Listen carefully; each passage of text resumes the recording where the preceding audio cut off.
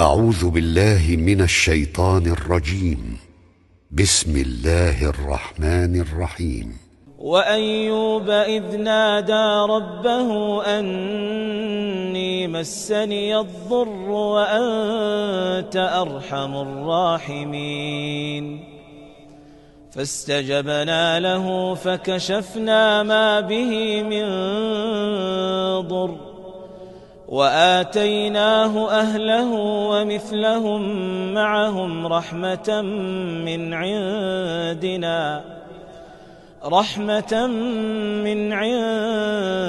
عندنا وذكرى للعابدين وإسماعيل وإدريس وذا الكفل كل من الصابرين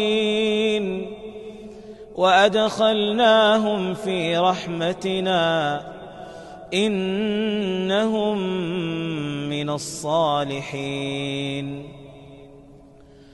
وذا النون إذ ذهب مغاضبا فظن أن لن نقدر عليه فنادى في الظلمات أن لا إله إلا أنت سبحانك إني كنت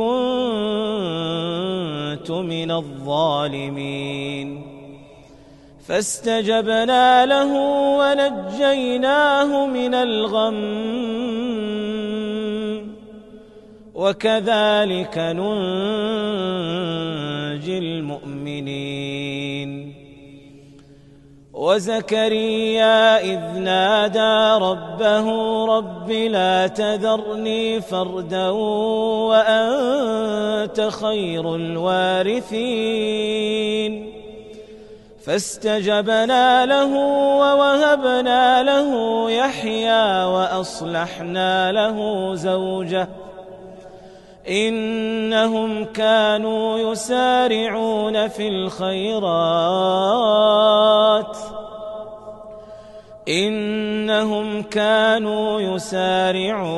الخيرات ويدعوننا رغبا ورهبا وكانوا لنا خاشعين.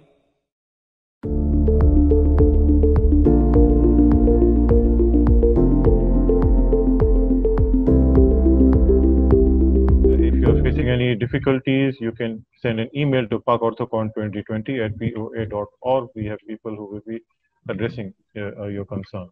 With that, I will introduce our speaker. Our speaker today is an eminent researcher who hails actually from the Aga Khan University. Originally, he graduated from our first batch back in '88, and after that, he has been trained at McMaster University, and he has also trained at the University of Dundee, and has been working as a consultant in obstetrics and gynecology in London. His recent appointment was with Queen Mary University of London, where he has spent many years, and has recently moved over to Spain, and is currently a professor in Spain in the University of Granada. He has a lot of experience and training in systematic reviews and meta-analysis, and has been conducting trainings for the same in many different countries, more than 37 countries. He has given this training. So we have invited him to take an introductory talk about systematic reviews for our people here. And based on your feedback and your needs, we're going to plan, inshallah, what we'll be doing next. So with that, I hand over to Dr. Khalid Khan.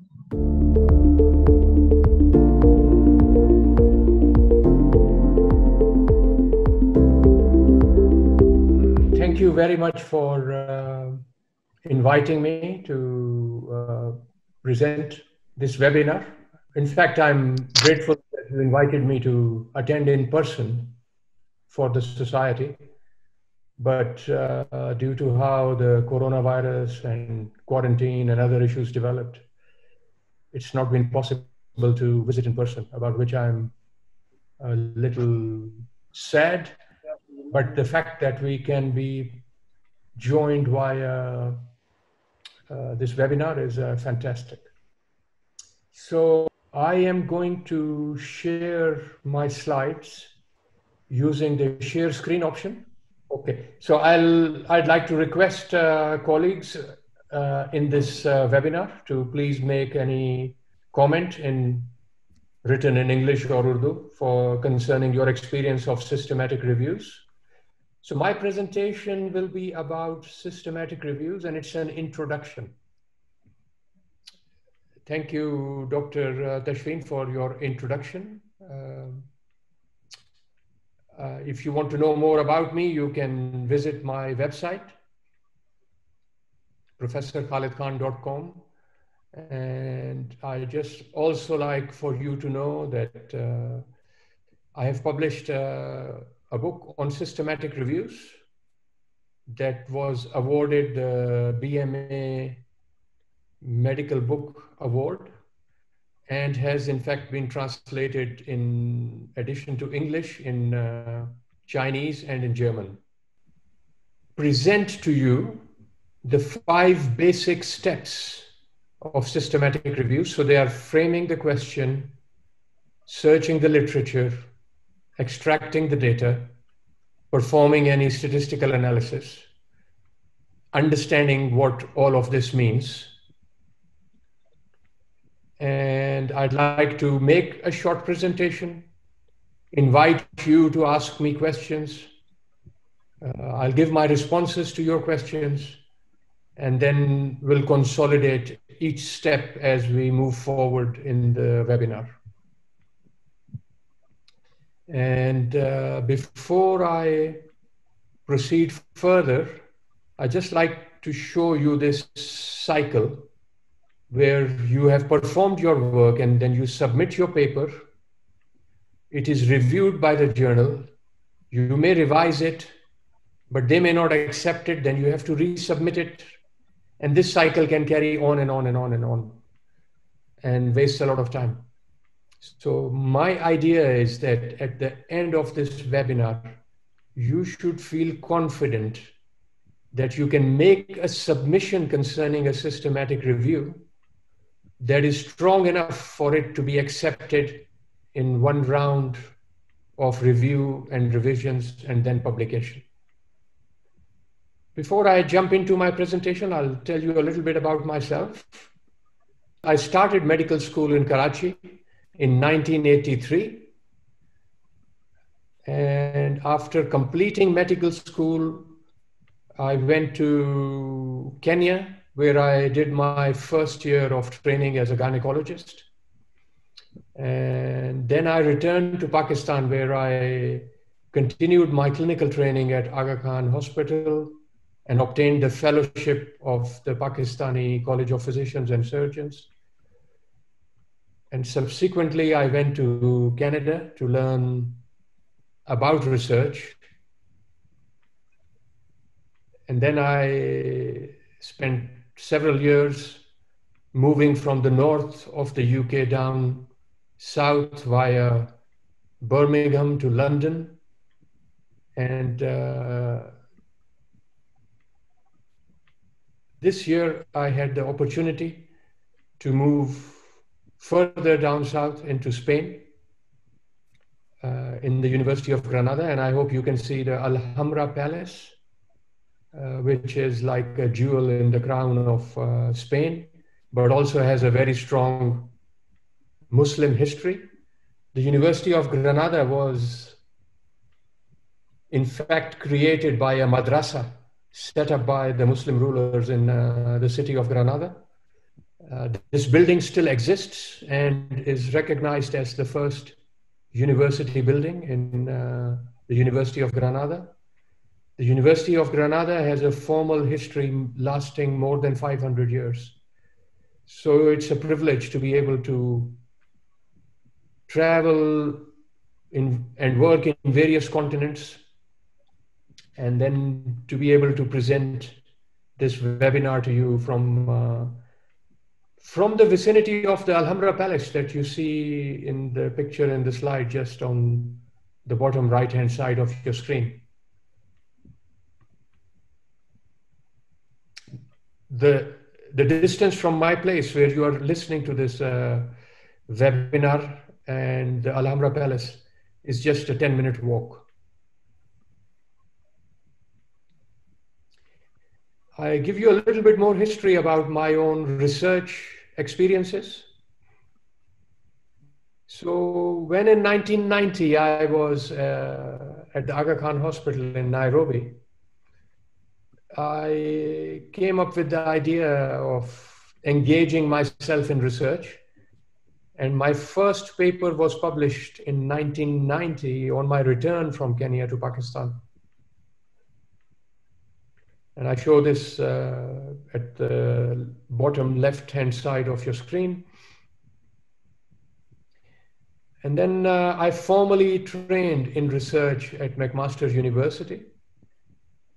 At the end of that time, I published my first systematic review in 1996. So if you think about it, I have at least for 25 years been engaged in planning, writing, publishing systematic reviews.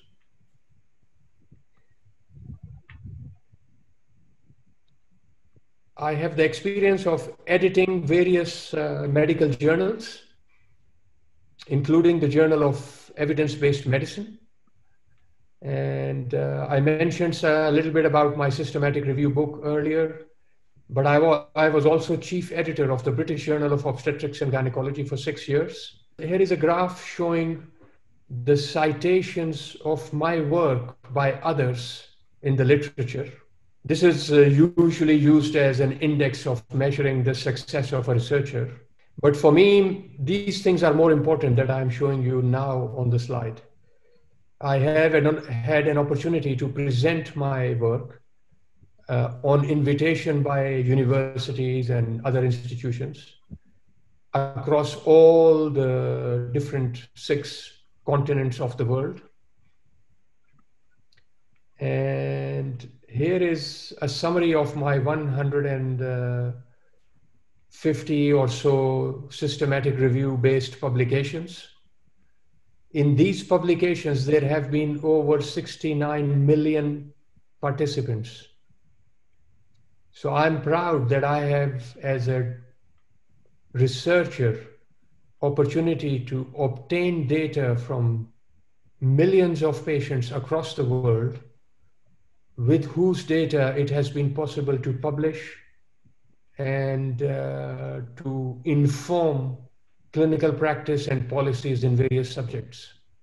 Before I proceed, are there any comments, questions so far? Dr. Tashwin, you can help me figure out if I should take any comments or address any points. There are a few participants who say that they have experience of writing systematic reviews, but not meta-analysis. And so, but most people have not really indicated to me that they have any experience. So from this, I take it that for most of you, this may be your first opportunity to formally begin to think about how to conduct a systematic review. But what I would like you to think about is not just how to conduct a systematic review, but how to publish a systematic review.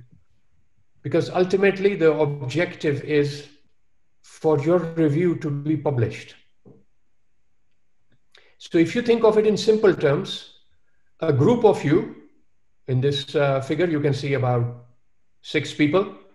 One of them is working with a laptop, another one using, and another few using their mobile phones to obtain information, and one individual using an iPad.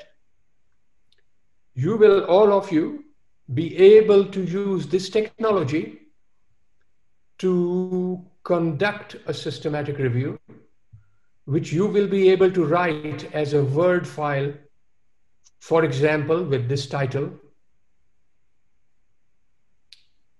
And your idea is that your Word file that summarizes your work as a group to be converted into a PDF file of a published paper as soon as possible.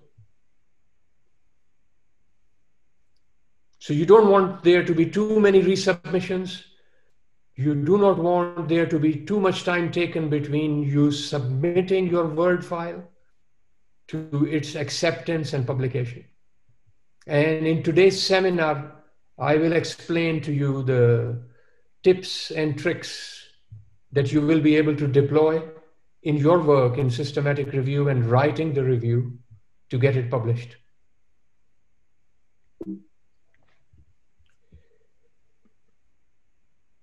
People ask, how should I do this? I think more important to think about how should I do things that avoid a delay in getting published, rather than think about how can I do it quickly. So think about the mistakes we make and try to avoid those mistakes. So I will focus on identifying some common mistakes we make as researchers. Here is a slide to orient you about the rest of the seminar. What is evidence-based medicine? What role do systematic reviews play in evidence-based medicine? What are the 5 steps of conducting a systematic review? How we need to work as a group, not as individuals, in making this happen. And then how do we write this up? And I am proud to say that we are part of a region in the world where the greatest rise in percentage of publications per population has been seen. So we are ahead of Egypt, we are ahead of mainland China, we are ahead of some other countries listed here. Well, I think you'll all be glad to know we are ahead of India in this too. So I think the time is right for this type of webinar to create the platform through which we can continue this trend to be leaders in publications in countries and economies that have traditionally not been research active. Here is a journey of research translation. By research translation, we mean how do we convert all this research from laboratory and laboratory results into materials that have relevance to patients? We can think of this as transfer from laboratory research into health impact. And this journey is not a straight line. It is a maze that goes forward, but sometimes can also take a step back before it can go forward again. And the terms described to cover this concept are called clinical efficacy, clinical effectiveness, evidence synthesis, which is systematic reviews, guideline development, and it is this patient-centered research, when translated correctly into evidence synthesis and guideline development, that we have actually the opportunity to have health impact. And this process takes us through systematic reviews of feasibility studies, then multi-center studies, and then even systematic reviews of existing reviews. So all of these things can be put together into systematic reviews and reviews of systematic reviews and further reviews into guidelines. And ultimately, it is these guidelines that use systematic reviews to have health impact. So we take an example from my former specialty. I no longer work as a gynecologist. I work as a public health specialist. Steroids are used to prevent complications of preterm labor. The first trial was published in the 70s. It took more than 20 years to produce the first guideline by the Royal College in the UK. Well, now we live in the 21st century. There should be no need to wait 20 years to produce the first guideline. In fact, now the idea is that as studies happen, they should be prospectively planned for inclusion in meta-analysis. This is called prospective meta-analysis. And I hope Pakistan will produce leaders who will allow for their research to be included and automatically updated in systematic reviews through a prospective plan. Everybody may know about this Cochrane logo, but may not know that the logo is developed from the experience of the knowledge synthesis concerning this topic. Before I talk more about how trials get into systematic reviews, are there any more comments or questions? Dr. Tashwin, you might want to comment? No, please proceed. Okay. So here I show you an example of a randomized trial. It is a trial of a laparoscopic procedure that cuts some pain pathways inside the uterosacral nerves in order to alleviate chronic pelvic pain. This trial was designed in the early 90s. Its protocol was developed and published and approved by 1998. At that time, recruitment into the study began, and 4 years later, it looked like we will not be able to reach the target sample size, which was 500. At this time, the investigators, I was the principal investigator, were doubtful that this study will be completed. In order to plan this study and to underpin this study, we had already published a systematic review to remind people that this is a topic that needs more research. So systematic review is not just about determining what are the findings of research in order to create recommendations for practice. It is also a tool to determine what are the gaps in the field where research is needed. So here is an example of that review. During the course of the first few years of recruitment into the study, another systematic review was published by the Cochrane collaboration this time, and it reinforced the idea that people should recruit into a trial because existing studies were not powerful enough to give a conclusion. As we proceeded through the trial and we went into a phase where a lot more new patients were being recruited, and before the trial was completed, there was a third systematic review, an update of a Cochrane review. This time, the Cochrane collaboration team invited the investigators to join the review team. And again, our conclusion was that existing trials have not reached a powerful finding. So we need to continue to recruit patients.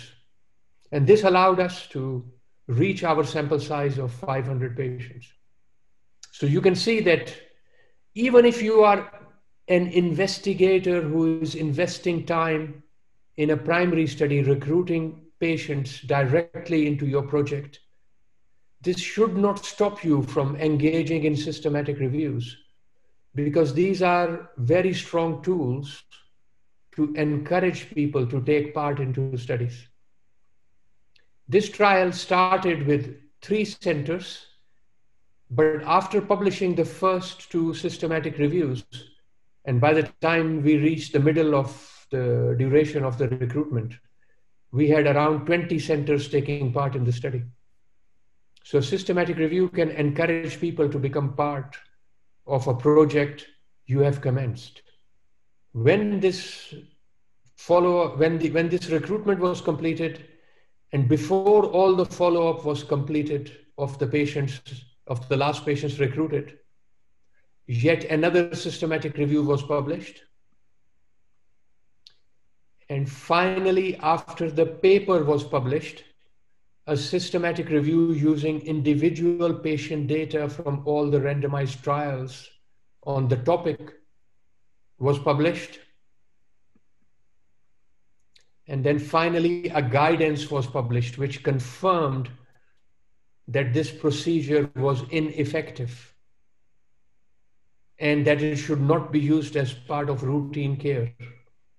This meant that people could stop wasting time, effort, and energy into an intervention that does not work.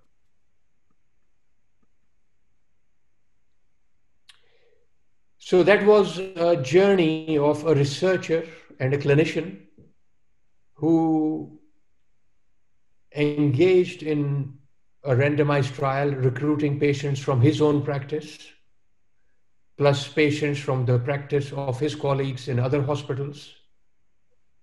And joined with them, we published systematic reviews and trials. And it took over 15 years to complete this journey. In the end, it allowed us to eliminate an ineffective intervention from our practice. Textbooks no longer recommend this procedure for treatment of chronic pelvic pain. When I started to become a trained gynecologist, this was routine practice in a gynecologist's rules of intervention for people with chronic pelvic pain. Any comments or questions so far about the relationship between primary research and the journey of a researcher and the role of systematic reviews in that journey?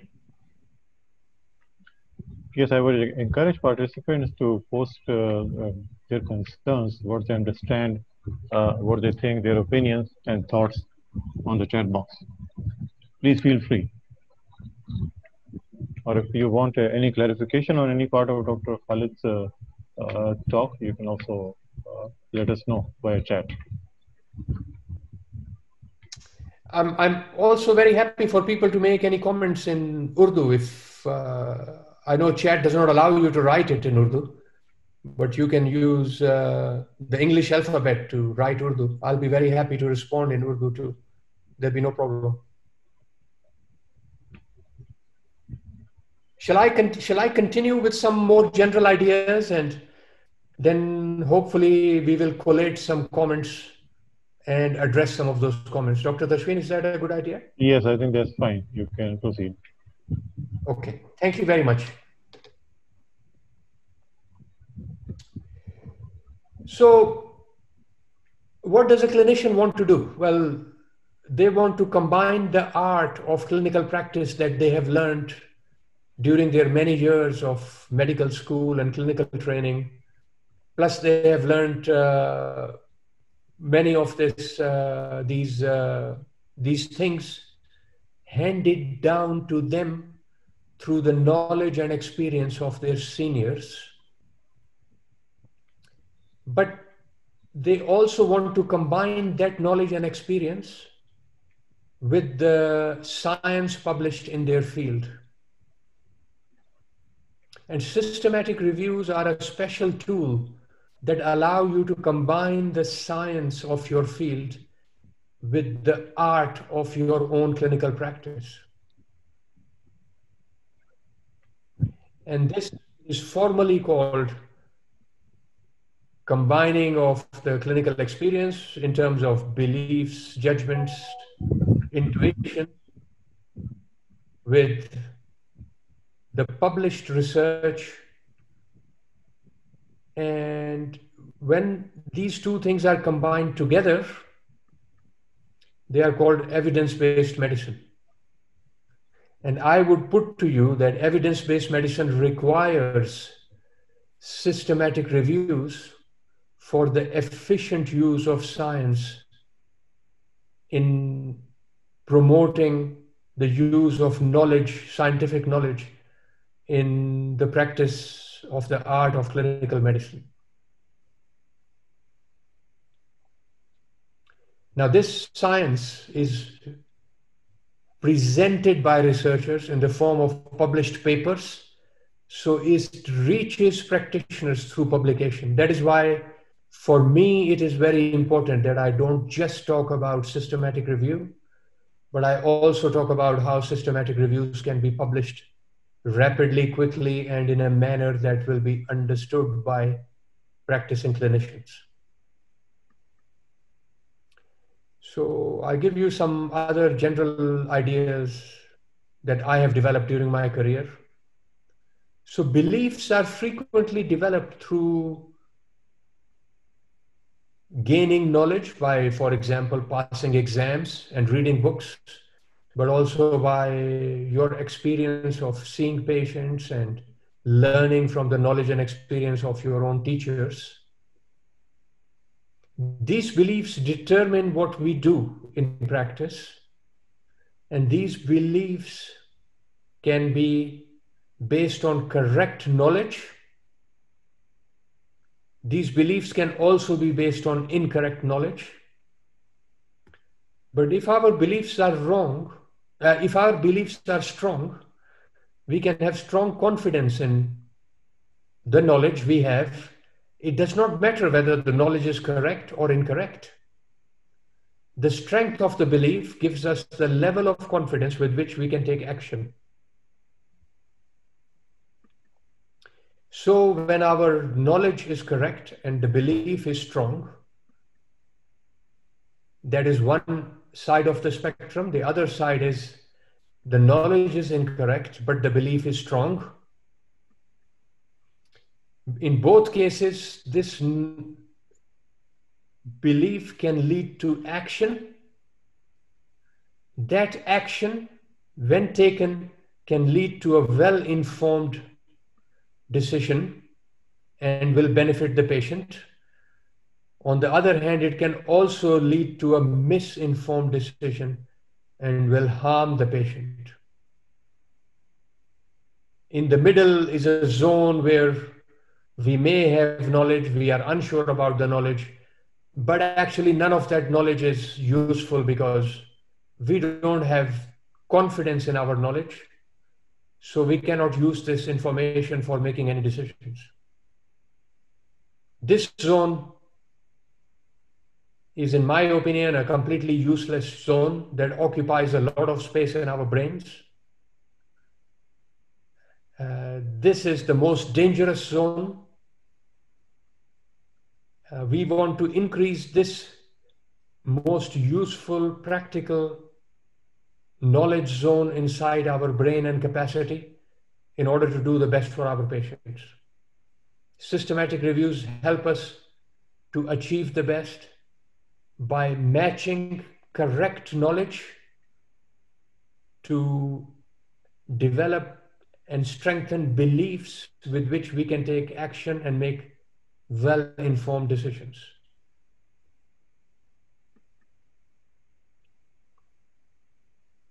So here is a little bit of story about from history about two examples concerning beliefs and facts.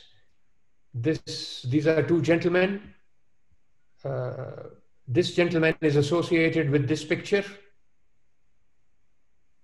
This is the picture of a hand that has infective organisms.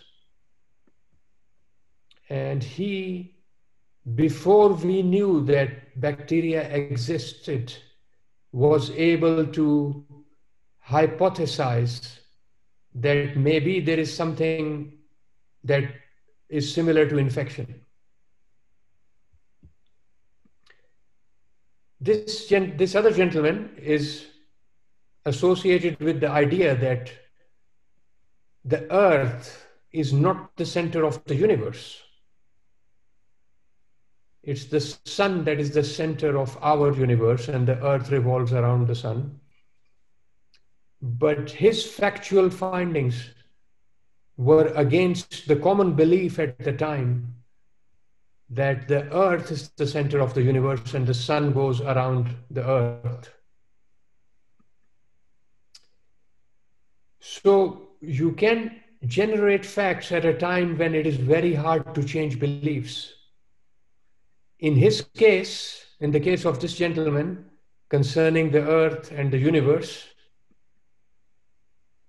he came up with this finding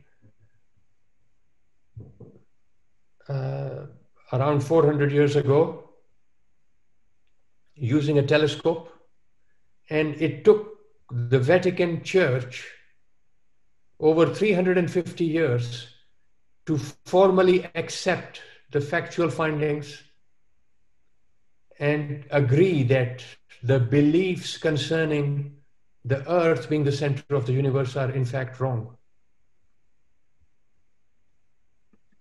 In the case of this other gentleman, his study is very interesting. In his hospital, he had 2 labor wards, one run by midwives and the other run by doctors. And he observed that more women died in the labor ward run by doctors. The labor ward run by midwives, less women died.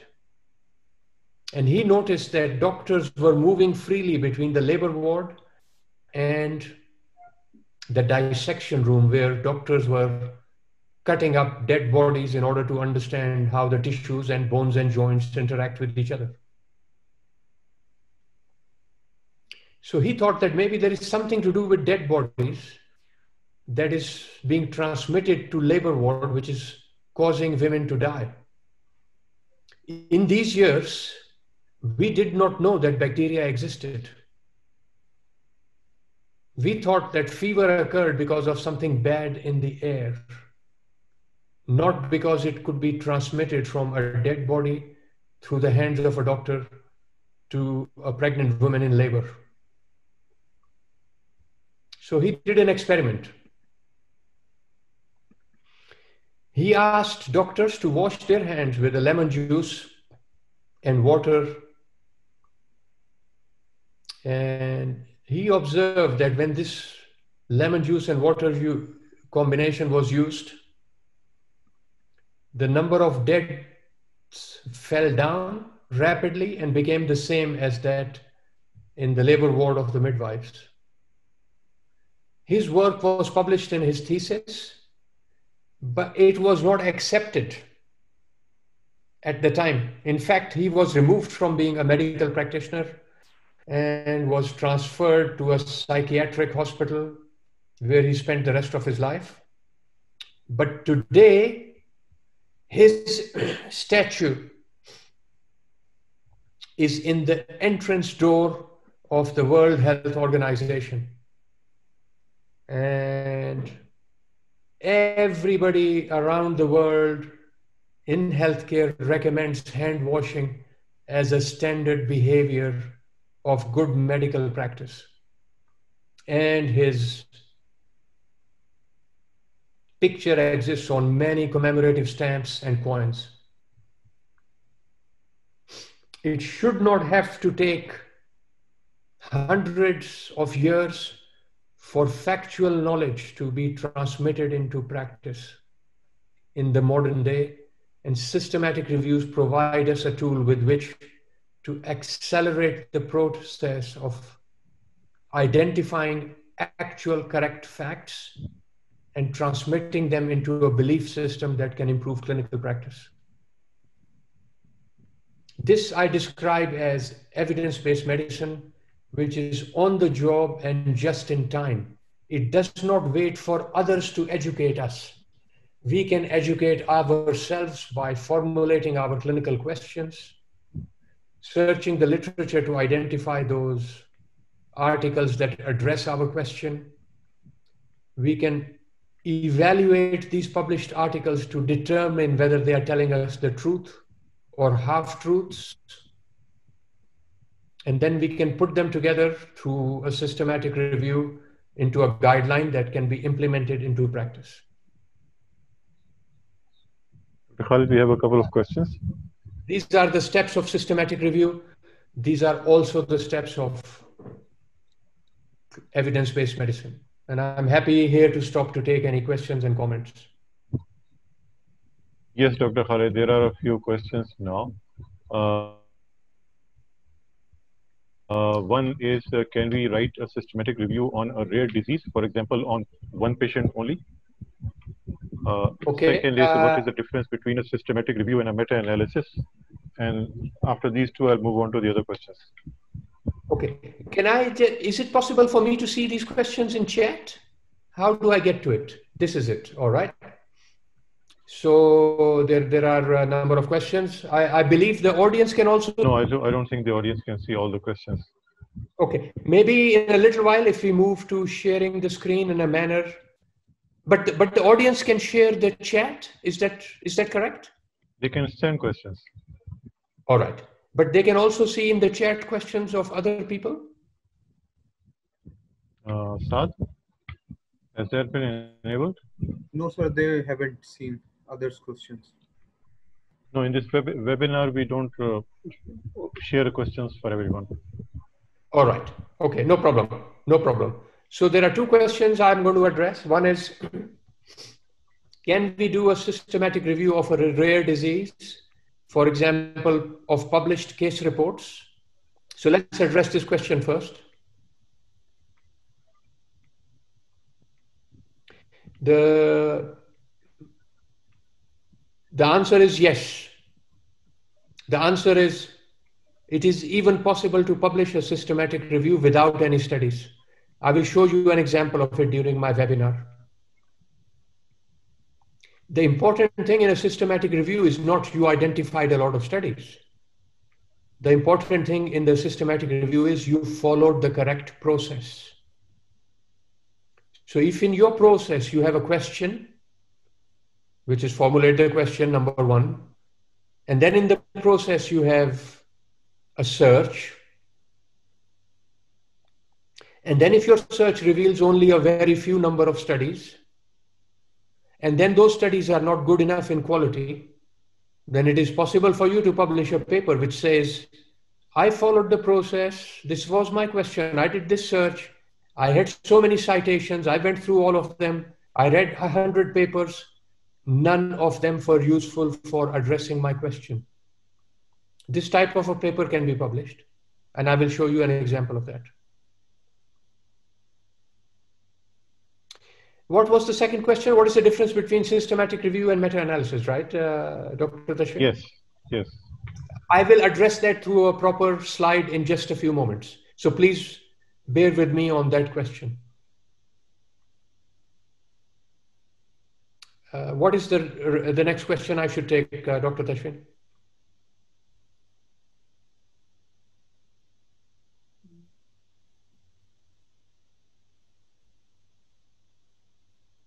Is there another question I should take, Dr. Tashwin?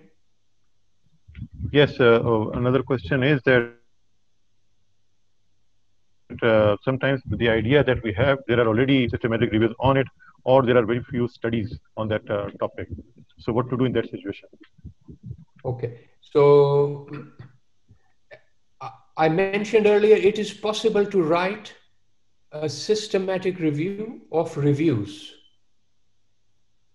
So you can say, I searched the literature for all reviews, and then I can summarize the findings of all those reviews in one publication.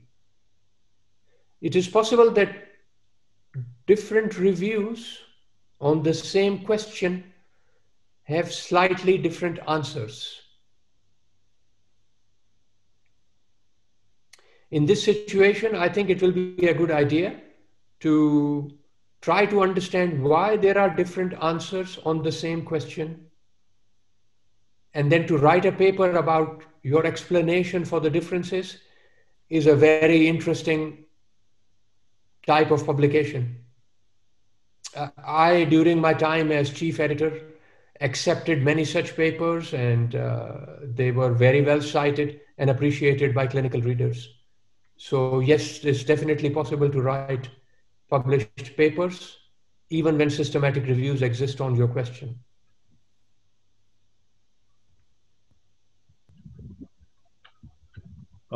Some participants are saying that they are kind of anxious to get into the nitty-gritty of how to do a systematic review. So they're waiting for that part of your talk. All right, so we move on to the next steps. Let's do that. May I very briefly Stop. No, I think I better continue with the slides as they are because that's working well, right? Yes. All right. So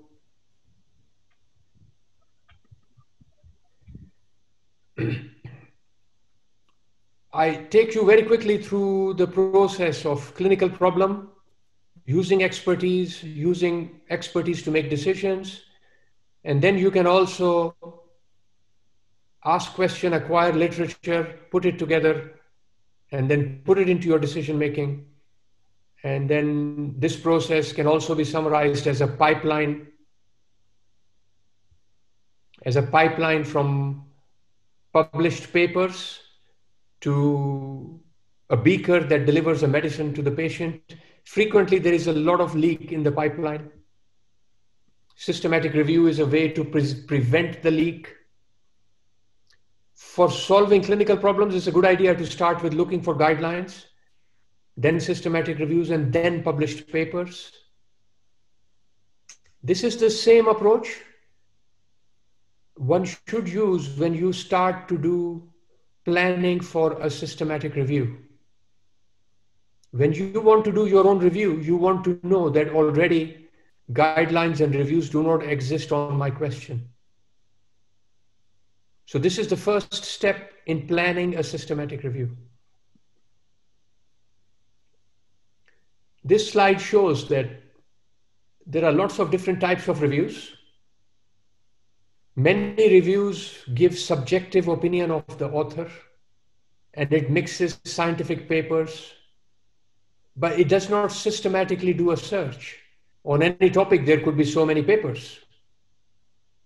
How many of these should go into my systematic review is a question that needs to be addressed by a process that limits bias and only includes relevant studies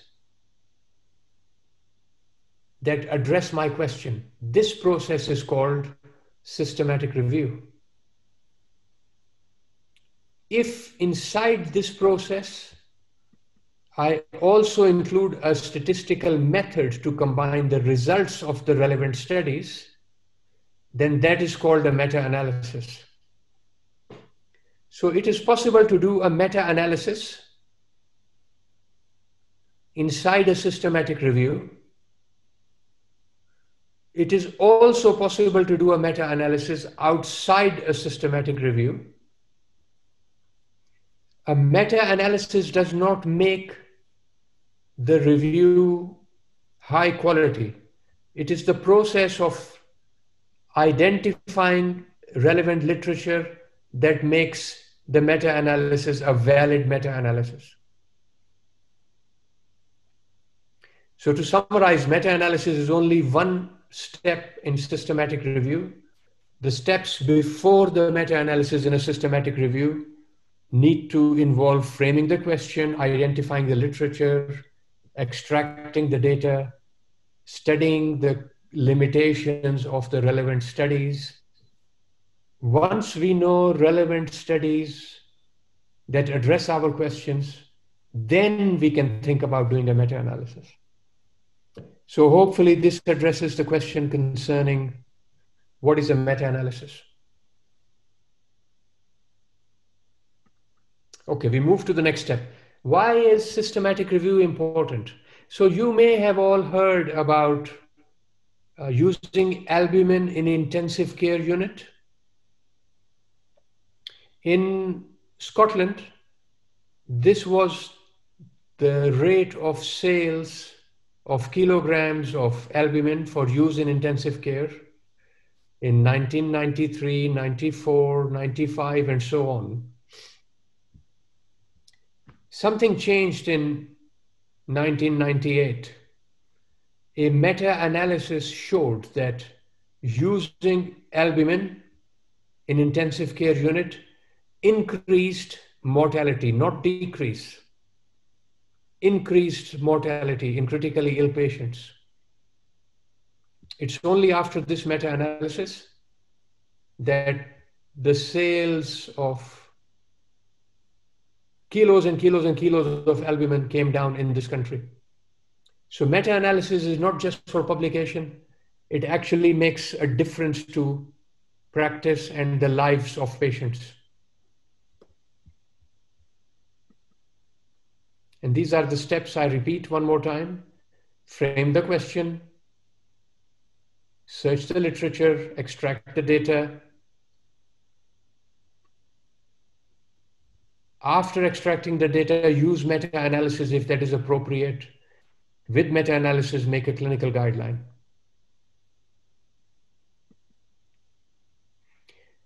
Typically, to do this takes 12 months and a team of 5 people.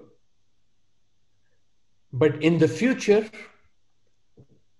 we are working here in University of Granada on how to use artificial intelligence to speed up this process.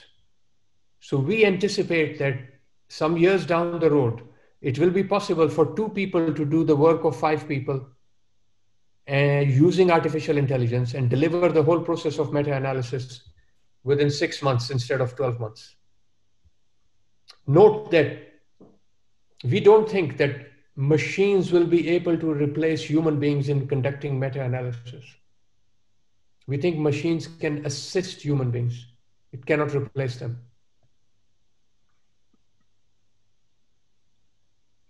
And here is a literature on how, in recent years, machine learning research has been put into use in meta-analysis.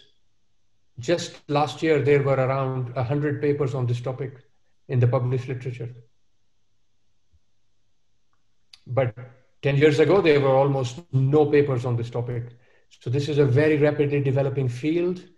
This is going to transform how systematic reviews are done in the very, very near future within our lifetimes. This is the clinical process. Patient presents to us, we make a diagnosis, we offer them some therapy, this changes their outcome. In order to inform the process of clinical practice, we can use etiologic research, diagnostic research, therapeutic or prognostic research. And for each of these types of research, we can have primary studies, that is studies that use data directly from patients. And we can have systematic reviews that use data in published literature. I hope this helps you see how systematic reviews relate to actual clinical practice. So in your review question, in your research question, when we talk about PICO or population, intervention, and outcomes, you can add an additional element to the question called study design. The study design can be primary study or a systematic review. To publish studies, we use guidelines called Equator guidelines. And for systematic review, the guideline is called PRISMA. PRISMA asks you to write the title of your systematic review by putting in the term systematic review or meta-analysis or both inside the title. And then it gives you other information about how to construct the abstract introduction and methods. All of this can be written up in a protocol, and the guideline for writing the protocol is called PRISMA P. And this protocol can be written up well ahead of submitting your paper to a journal. So I just come back to this previous slide and stop here and ask Dr. Tashween if there are any more questions. Yes, sorry. Last time there were a few questions, but I couldn't respond in time. One question is that some people have said that they are having difficulty in formulating questions. So once you get to that question will hopefully get addressed. How to write the appropriate question, and then is it you showed a slide in which systematic review and meta-analysis were partly overlapping. So how is it possible to do a meta-analysis without a review? Okay, so let me take the second question first. I just go back in my slides. I think you are referring to this slide. Remember, in any journal, there is many types of articles. So for example, there can be a commentary, there can be an opinion, There can be a debate.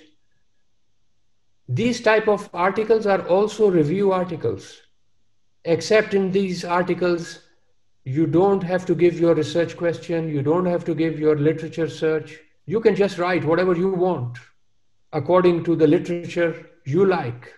And if you want, you can also use meta-analysis to summarize the findings of this literature that you like. This type of meta-analysis is not a meta-analysis underpinned by systematic review.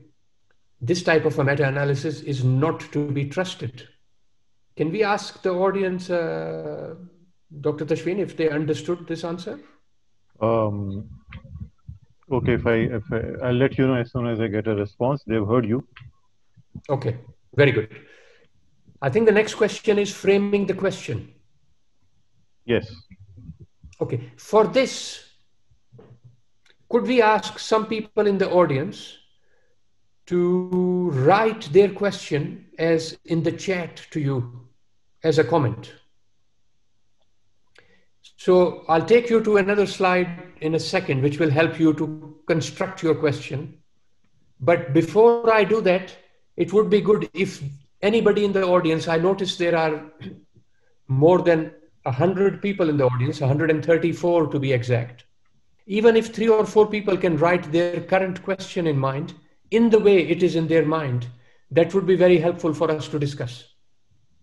So this is an invitation to the audience to write your question in the chat to Dr. Tashween, and I will comment on this in just a few moments.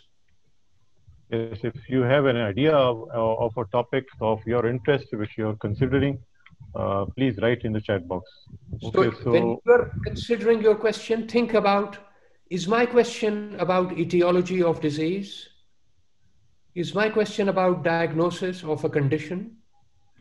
Is my question about prognosis of a patient, for example, with cancer or particular type of cancer, sarcoma? What is the survival rate? Is my question about that according to the age of the patient? Is my question about therapy? Is surgery going to increase the survival compared to no treatment or medical treatment?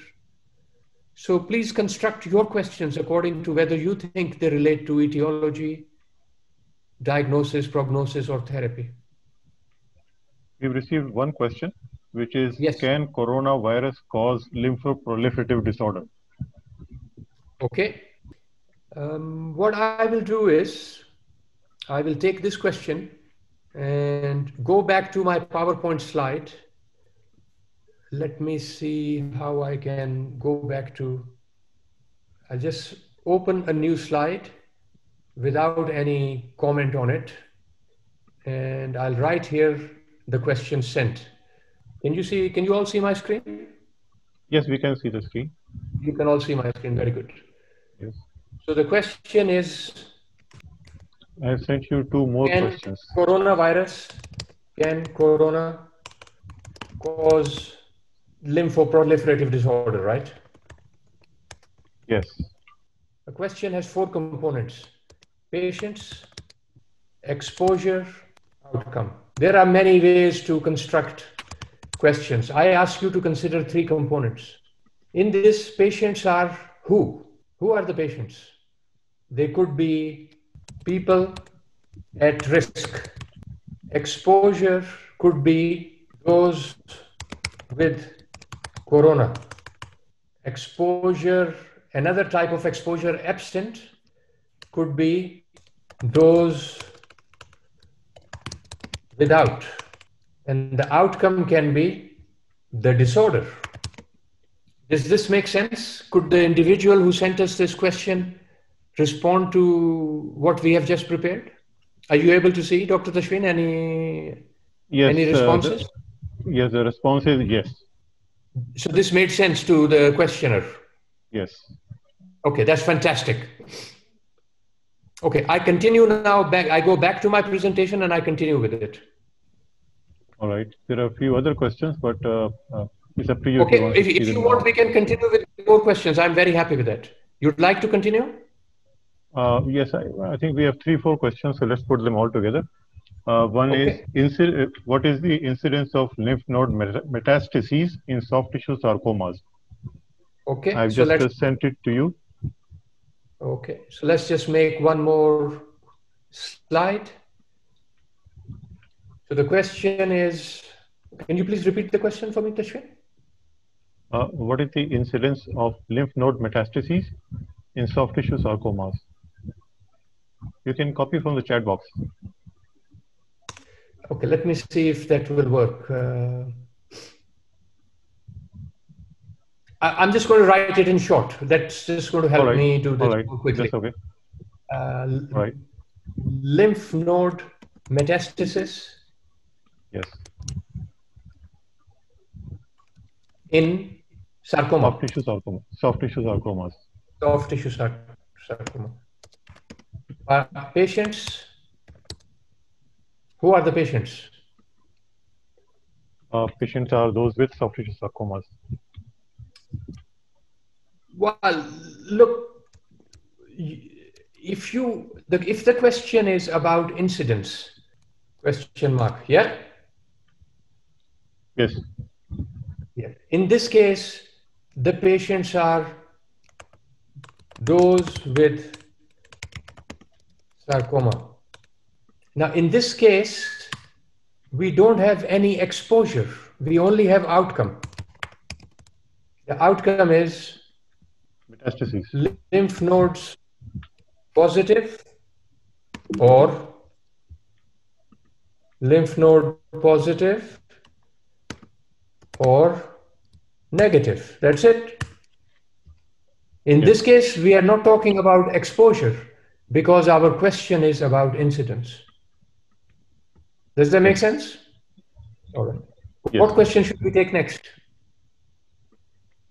There's another similar question on incidence. What is the fall in hemoglobin according to body region in major orthopedic surgery? Can you explain this to me just a second? Fall of hemoglobin after major orthopedic surgery according to the body region. All right. This is an interesting question. We go directly to participants or patients. Patients, who are the patients? Patients are those undergoing major orthopedic surgery. Yeah. Major ortho surgery. Exposure. Types of surgery. Types of surgery. Right. And I think you said types of surgery according to body part. Yes. The outcome is hemoglobin pre minus post, right? Yes. How does that sound? This is outcome. Looks good. This sounds good. Yes, if the questioner can respond, is this fine? We'll let you know, but please proceed. All right. We started to get a lot of questions now, but I think in the interest of time, we'll proceed and we can come back to them. Okay, so now I go back to my slides. What I'd like to do is maybe I show you the slides about framing the questions first, and then I just come back to the journal in a second. So let me just move my slides around to make it easier to navigate.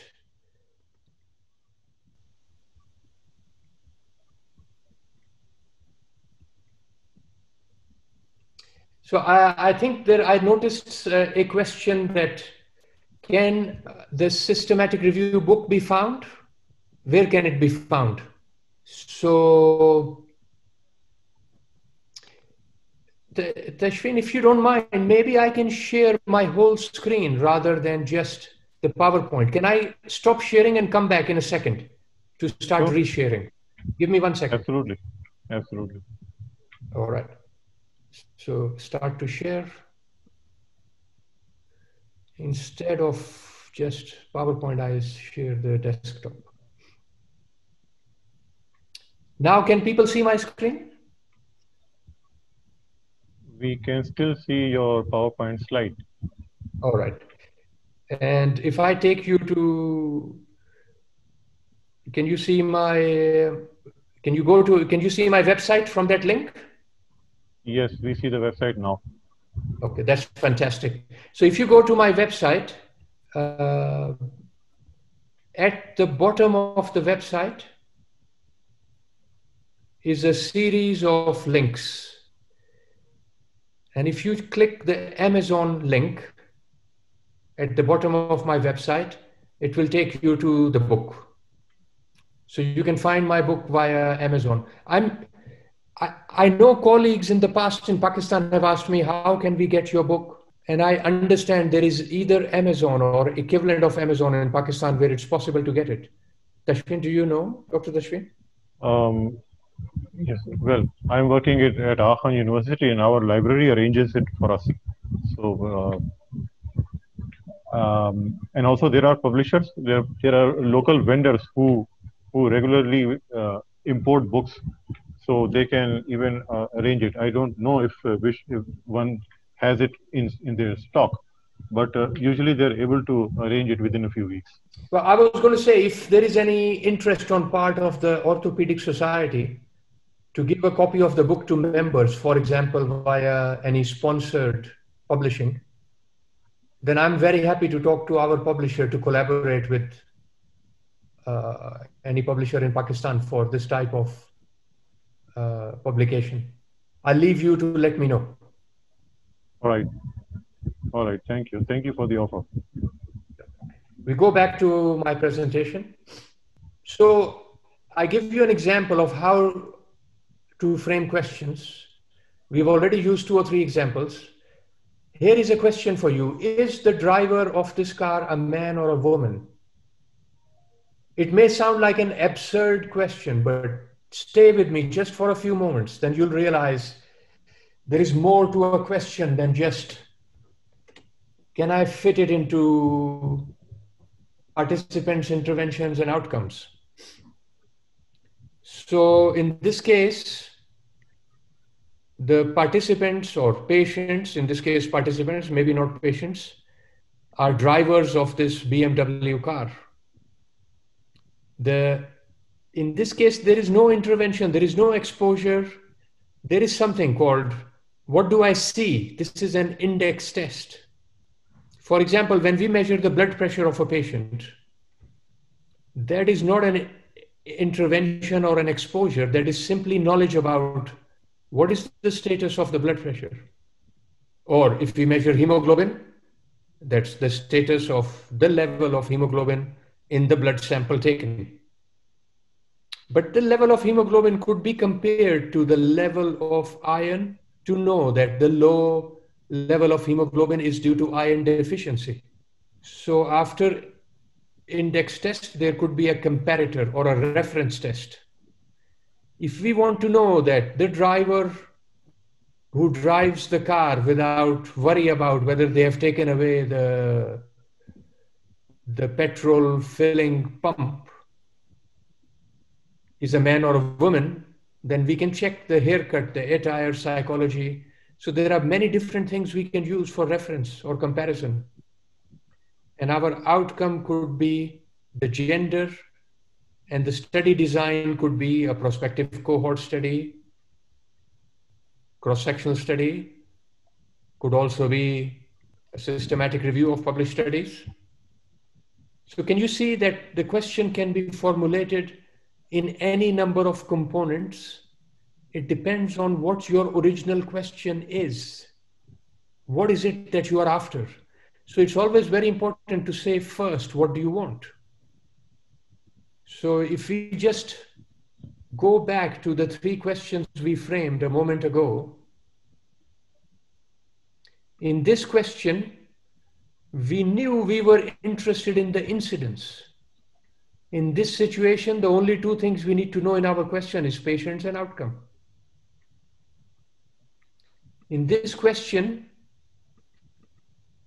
We knew we are talking about cause. Here is our question mark. A cause is often related to etiology. An etiologic question has exposure present, those with corona, or exposure absent. It can be positive or it can be negative. I hope that makes sense. Yes. In our third question, the question was about the type of surgery. This is exposure of different kinds. And the outcome of interest is hemoglobin. So this is more or less a prognostic question.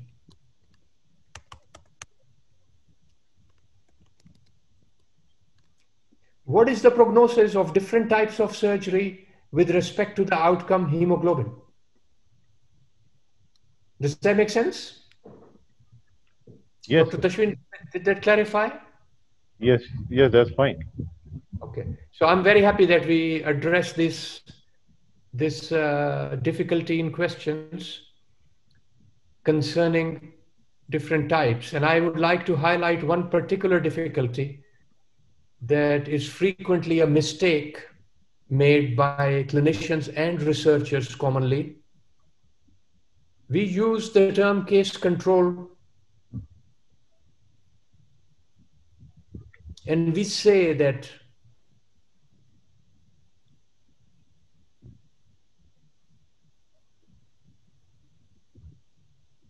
we are using a case control design.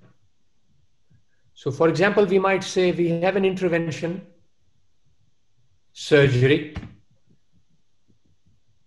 and we have controls where we do not perform surgery. Is this type of a study case control study? Where we have surgery as the intervention and control without surgery? Is this a case control study? Dr. Tashwin, do you think we can ask audience to give their answer? Well, one of the respondents has said, yes, this is a case control study. Okay. If I tell you that this is not a case control study, will you continue listening to me? Or will you think I am a strange person?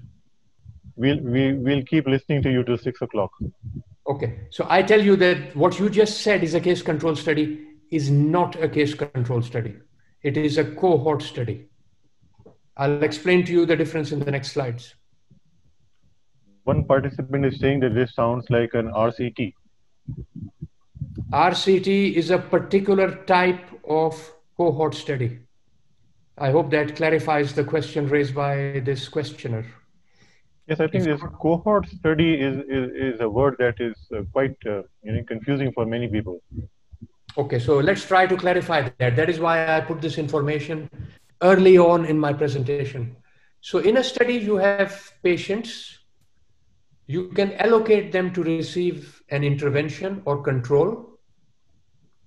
You can then follow them up to see whether they live or they die.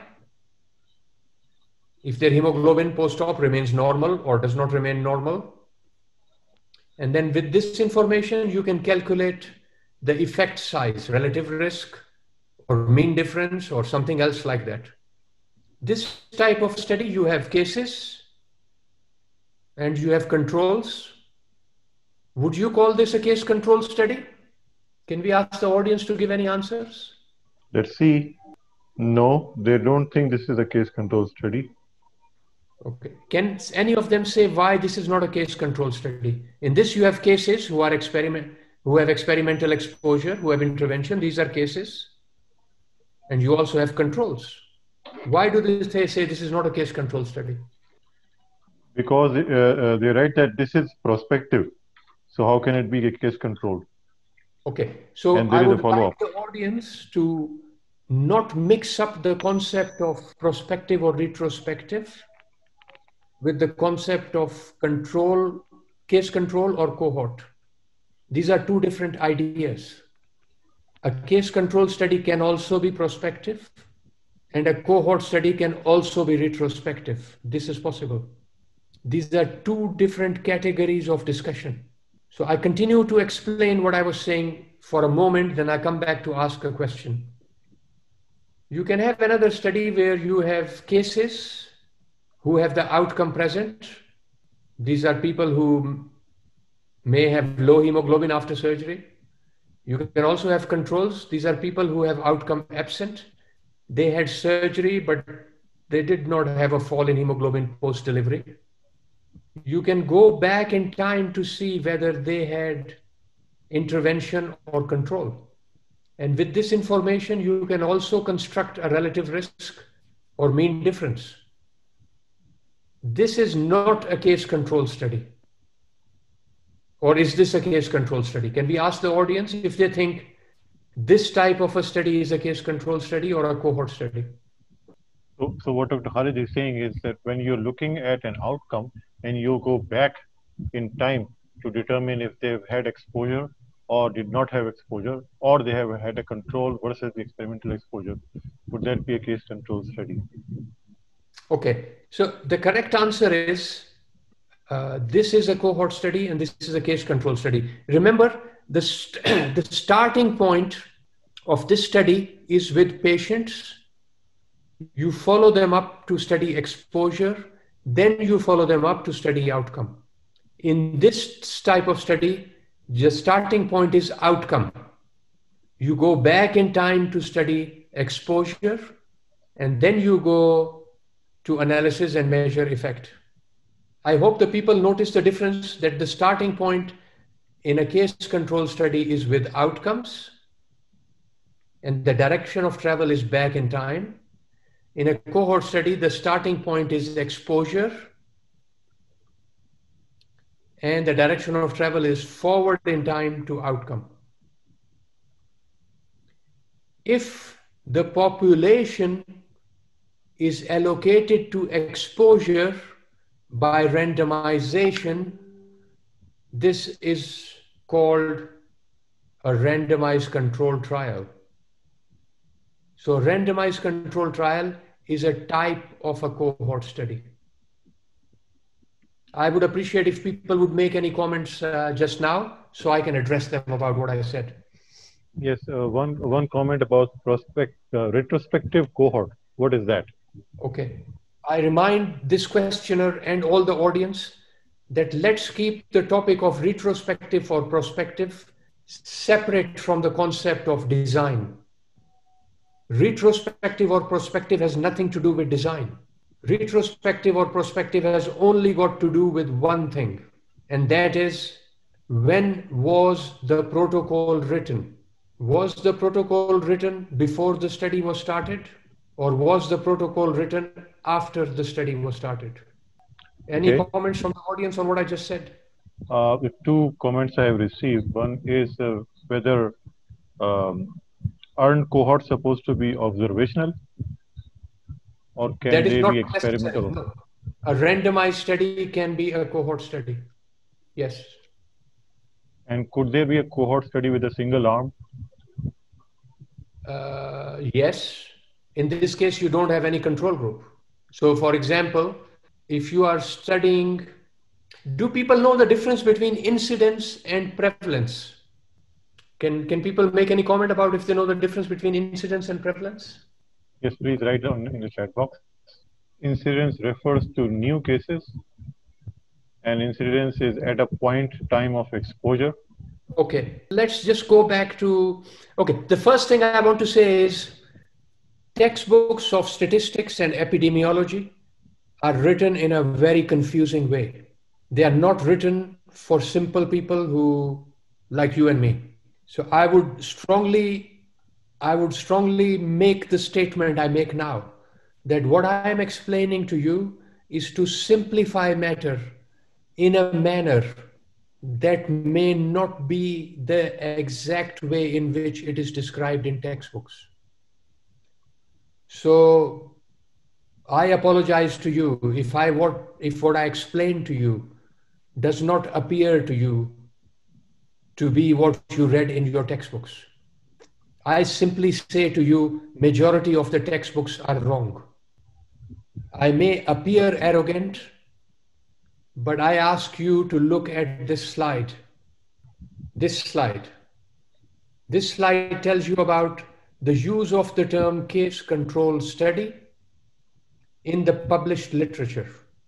And it shows that the use of the term case control study is misleading, mislabeled, in other words, wrong, in 34% of the papers. In this other study, again, the percentage of wrong use of the term case control is present in 30% of the papers.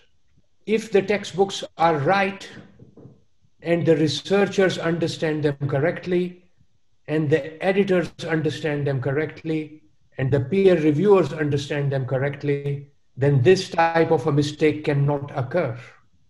I ask you, I request you to accept my statement that the textbooks are mostly confusing and wrong about the concept of case control or cohort.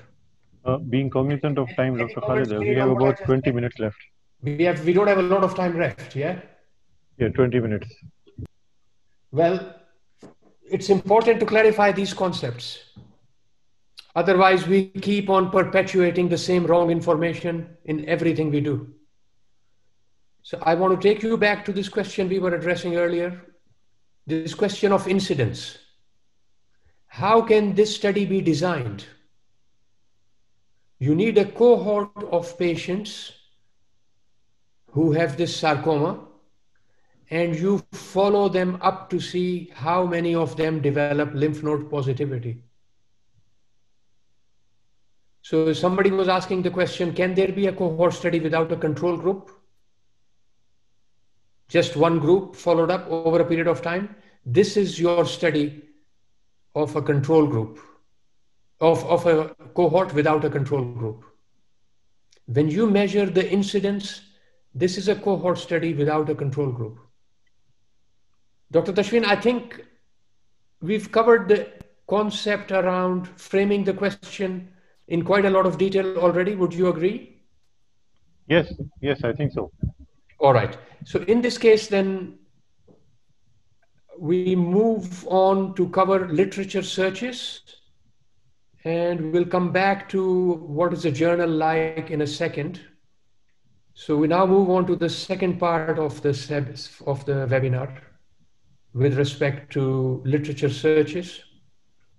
Here, so you'll see we have thought about what is our question in terms of various components: participants, intervention, control, outcome. And we can use these concepts, participants, test, reference, standard, study design in this case, to construct a search strategy. So we can have terms that represent our, in this case, test. We can have terms that represent population. We can combine these two together, and the term "and" can capture these terms. And to capture all the evidence, we need to use this concept that we develop for all of these different databases. Nowadays, you can search for gray literature on the internet, and you can construct your search through Google or Google Scholar, combining these concepts. First, you should search for existing reviews, like I said before. And then once you have searched for existing reviews, you can go on to present your search in detail in your published paper or manuscript of the published paper according to the population. In this case, you can describe the concept of the tests according to the terms captured, the outcomes, the population, and you can capture these terms by medical subject heading, by the ideas of and or, by the search strategy, You describe them in Figure 1 and Appendix 1 of your published manuscript. If you don't have your own login into PubMed, you can create your own login.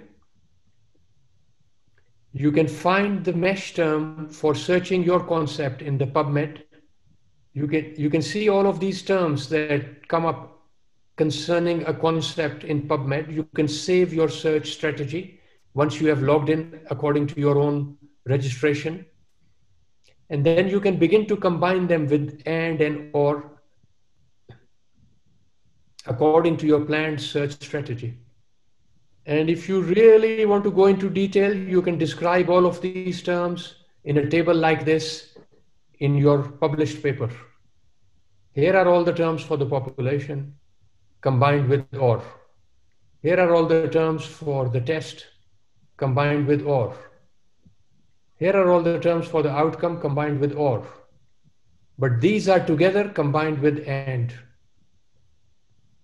I'd like to stop here and let people ask me any questions at this stage. People were particularly interested in this part which you're covering right now about search strategy and search engines. So if people have any questions, I'm very happy to take them now. Is it necessary to use mesh terms? Okay, so first thing is mesh only refers to Medline or PubMed. If you use Embase or some other database, these things are called indexing terms. In PubMed, if you put in a mesh term, usually it would automatically also search for use of the same word as a normal word inside the title or abstract. So most search engines nowadays allow you to combine the mesh term with free indexing terms automatically. Another question any is, other question related to this? yeah, do we have to mention all the searches and how many databases should be searched for a systematic review? Okay. It depends on your question. If you search for randomized control trials only, you can probably capture 70 to 80% of the trials in PubMed and Cochrane database. But you will also need to search Embase, other topic-specific databases in order to have a complete search. But if you're asking me a rule of thumb, a simple rule, I would say search at least 3 databases. I'm sure some of you will ask me, is it important to search in languages other than English? Has anybody asked that question, Dr. Tashwin? Not yet. Well, my friends, it's important to recognize for us, our language of education by an accident of history is English. But English is not the most commonly spoken language in the world. Spanish is the most commonly spoken language. Chinese is the second most commonly spoken language. Then comes English. If you want to study a Chinese herbal medicine in a systematic review, you cannot just accept searching in English language literature as the complete source of information for your systematic review. Let us not become slaves of an accident of history. If we want to perform a proper systematic review, we are going to have to search in all languages possible in the relevant topic. Has that depressed the audience? They're still hanging on. They're still hanging on. Very good. If any questions on this arise, I urge you to create partnerships with people who speak other languages, because without being comprehensive in language, you will only see biased literature. Language, restriction of searches by language reduces your ability to carry out a comprehensive, unbiased, systematic review. I think one question I have been getting repeatedly is about a clinical trials. How do we ensure, how do we improve participation in clinical trials? There's a lot of hesitancy in the public. all right. For this, may I request you, many of you, I'll take you to a web page. Just give me 1 second. Have any of you heard of PROTECT trial? So University of Health Sciences in Lahore, with whom I have the pleasure of collaborating, has just now performed the first interim analysis of this trial called Pakistan Randomized and Observational Trial to Evaluate Coronavirus Treatment. For me, this trial is an example of how easy it is, even for a country like Pakistan, to launch a multi-center study. There are 13 centers participating in this trial, and more than 500 patients have been recruited. Okay, so you can have a look at this website. This is the website of the PROTECT trial. It describes what the trial is about. It gives the protocol. It gives you who are the people participating in the trial, a whole detail of it. And it also includes from me a summary of how I became involved in this trial. And it's a privilege for me to be part of such a study. So I strongly recommend to you that if you want to run a multi-center trial, then please use the online and social media tools to engage colleagues. And that will help you to make clear what the protocol is and how we can take part in a trial. Dr. Tashwin, give me some guidance on what we should cover in the remaining little time. Yes, we have only 5 minutes or so left.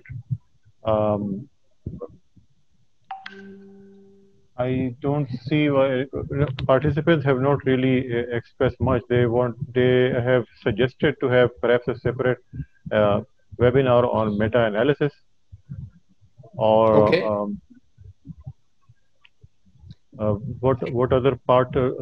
Can you perhaps show us an outline of the process after we have done this search? What is the process involved until completion of systematic review? I take you to that process. One option is, Dr. Tashwin, we can think about summarizing in about 5-10 minutes, but we can also ask colleagues about when would they like a second webinar. Yes, sure. Participants, please feel free. Do you think this time, Saturday afternoon, late afternoon, is okay for you all? This is a vast subject, and usually the minimum that we do for this kind of a topic is 2 to 3 day workshop, because there are a lot of practical concepts which need to be developed. But since we cannot really do this through remote distance approach, we can consider holding a few more 2-hour webinars on this topic. So what do you people suggest? Somebody has already suggested that for meta-analysis. Yes. While colleagues give a response on the chat to you, Dr. Tashwin, I will in the meantime briefly talk about the statistical synthesis. So the steps are framing the question, literature search, which we discussed how elaborate it need to be. Once the papers are identified, we need to extract the data from them. And from this extracted data, we construct a meta-analysis. So in this data analysis, the first step is to determine the relative risk. This is the risk of the outcome in the control group compared to the intervention group. So the relative risk can be called an effect estimate, and its confidence interval can be the range of results possible around the effect estimate. So in this meta-analysis, for example, there are 7 or 8 studies. This is the result of each, and this thing is called the forest plot.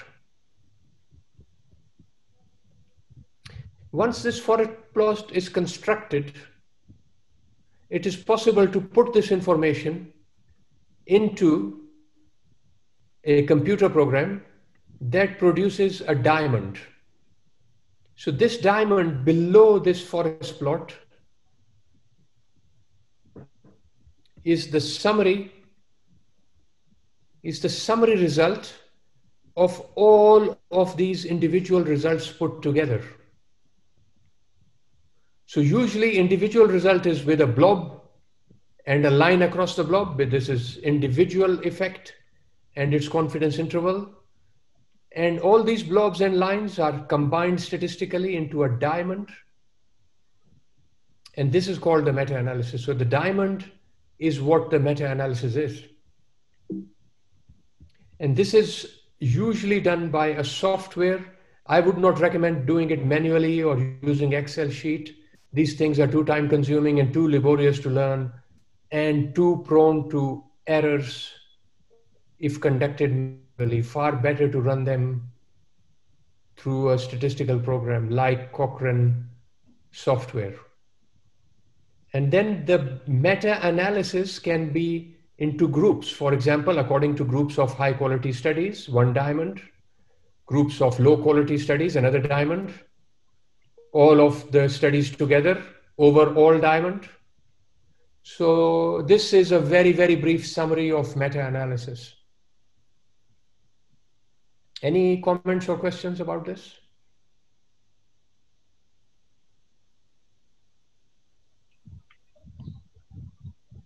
No, that's great. I think we've had a good overview of what the meta-analysis entails and how to interpret the forest plot. Yeah.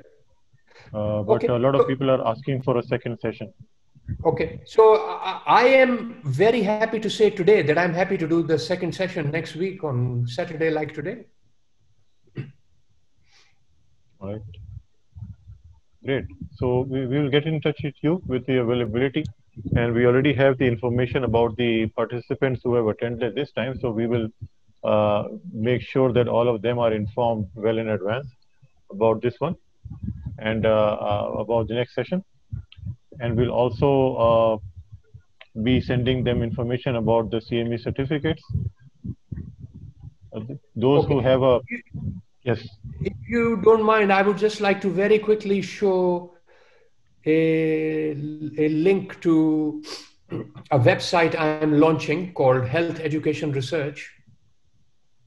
And Sure. People are welcome to reach the website via the Facebook account of the website. Here, I would like, this is a specific website developed for Pakistani researchers. I would like to be able to share my experiences with researchers and research colleagues who are experts concerning systematic reviews and other types of research and publication in Pakistan with Pakistani colleagues. So thank you for giving me the opportunity to share this platform for for promoting health education research. Mm-hmm. Dr. Dashwin, maybe you can say some final words about the next steps. Yes, I think it has been quite an interactive session. A lot of the participants have given their input, they've asked questions. So it's obvious that they were heavily engaged throughout this, but the concepts are a bit difficult for many people. So of course it takes time to understand the nuances involved. So we will hopefully arrange another session next week or maybe the week after. I have to discuss that with the scientific committee. and we'll let you know, inshallah, about what is our next plan. So you can the e-certificate for your CME certificate. If you see the chat box, there is an announcement which has been made. You need to fill this feedback form in order to get your CME certificates. Many people have asked about what is POA number, what is CPSP number, PMDC number. Now those are applicable for people who are here in Pakistan, and those, for example, medical doctors or those who have registered through CPSP, those numbers are applicable for them. If you are not aware of that number, it means it's not relevant for you. Just leave that. We need that for the CME certification. So if there are students, of course, they would not have any registration. They don't need to fill that. So, yes. So if a number you don't know about the number, leave that blank, or just write 000 or 1. Dr. Masood wants to say something. Over to you, Dr. Masood. Yes, you can unmute him. Assalamualaikum, Khalid bhai. Thank you very much for inviting me, Dr. Masood. I just wanted to thank you also. I'm currently heading this group who have initiated the webinar series, and this was the first of its kind on a research topic. And we would have loved you to come here physically, but not possible currently. Inshallah, we'll try to dissect the topic down into multiple sessions, and you have seen the interest today. We had about 150 140 participants, and I know some people haven't been able to enter also. So I think a great session, and hopefully we will continue on these lines in future. Thank you very much. I appreciate very much the invitation, and I am delighted that I have the opportunity to share my experience with colleagues in your society. And I would love to continue to come back to give more webinars. Appreciate that. Thank you. Over to Tashmi. Thank you very much. So with that, we have reached the end of today's session. I hope that some concepts were clarified about systematic reviews, and whenever we arrange the next session, please have some questions ready at hand which you want to pose to us, so that we can start with we can have a more smooth question and answer, addressing the question and answers through the session.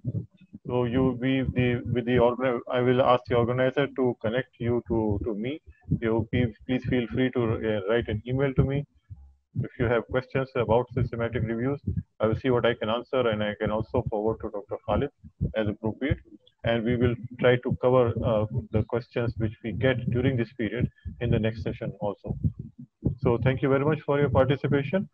The success of any event is by the participants, and your active participation and question and answer have shown us that this was apparently useful for you and has clarified some of the concepts. I see that somebody has raised his hand.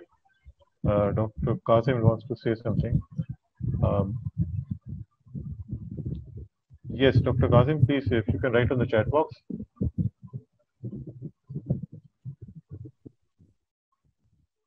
Or because we are now almost at the end, perhaps you can unmute, Dr. Qasim. Look, I'm happy to wait but I know it is better for people to complete and return to their normal activities that they were planning after the webinar. So thank you very much, Dr. Khalid.